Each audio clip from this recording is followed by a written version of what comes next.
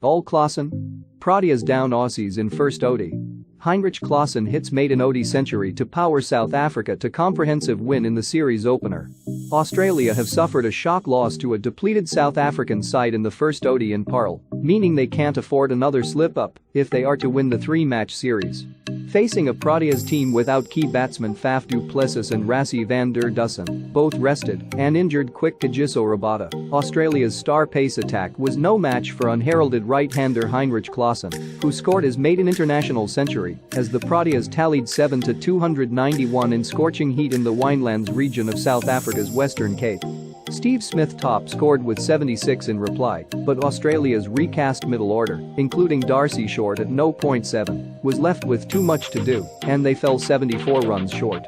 The two teams will now head to Bloemfontein for the second match on Wednesday, before the series concludes in Potchefstroom on Saturday. While the T20 leg of this tour was undoubtedly the main focus for the Australians, given the T20 World Cup is just 8 months away, a loss to an undermanned opponent would be frustrating for coach Justin Langer, as his side begins the long build towards the next 50-over World Cup in 2023.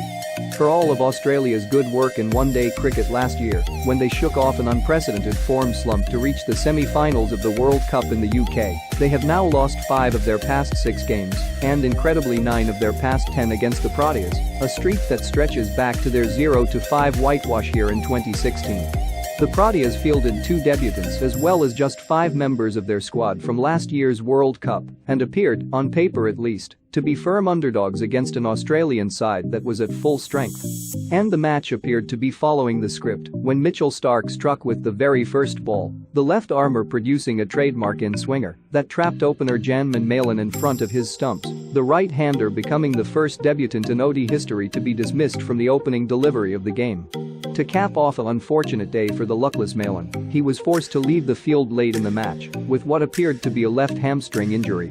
A score of 1-0 soon became 3-48 when Klaasen, who averaged just 22 with the bat and Otis before today, came to the middle and turned the match in his side's favour.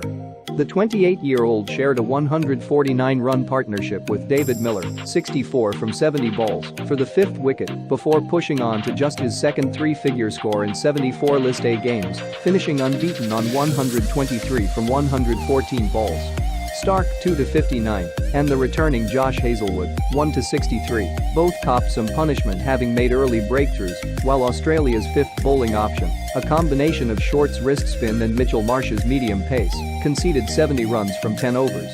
South Africa's total could well have exceeded 300 if not for the impressive work of Pat Cummins, who finished with 3-45 and produced a superb run out late in the innings, while Adam Zampa, 0-48 from 10 overs, also bowled tightly.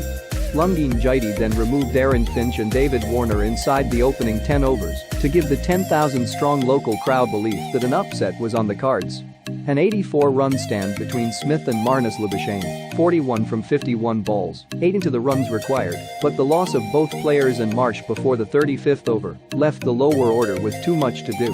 Njiti was the pick of the home side's bowlers, taking 3-30 from 8 overs, while spinners Keshav Maharaj, 1-48 from 10, and Tabraiz Shamsi, 2-45 from 10, ensured the required run rate stayed at well above 6 runs an over for most of the chase.